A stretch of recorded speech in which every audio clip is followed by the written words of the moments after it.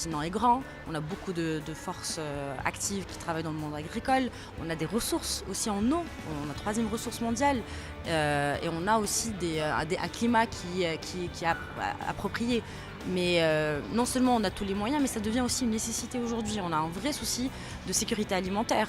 Quand on regarde la croissance de la population mondiale d'ici 2050, on devra dépasser les 9 milliards de personnes. À côté de ça, on a une réduction des terres arables par habitant.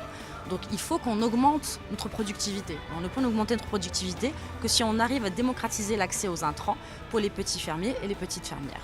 Et on est très fiers en tant que groupe africain de pouvoir contribuer tous les jours à ce développement.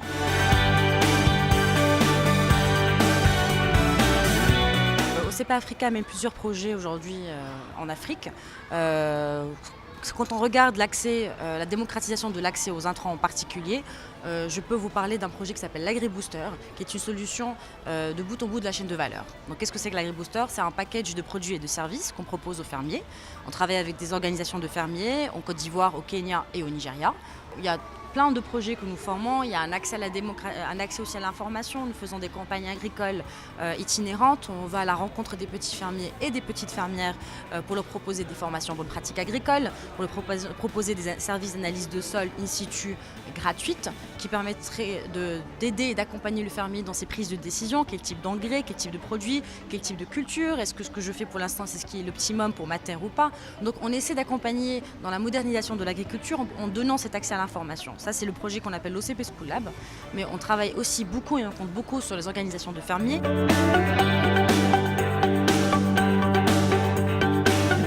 On a plusieurs initiatives, notamment avec des coopératives de femmes. Donc aujourd'hui, je pense que vous pouvez le constater quand vous visitez les champs, si vous avez l'occasion de le faire, que ce soit au Maroc ou dans d'autres pays en Afrique. Beaucoup de femmes sont sur les champs, beaucoup de femmes travaillent sur les champs. Mais aujourd'hui, elles n'ont pas les mêmes accès, n'ont pas accès à l'information, elles n'ont pas accès à la formation, elles n'ont pas accès au financement.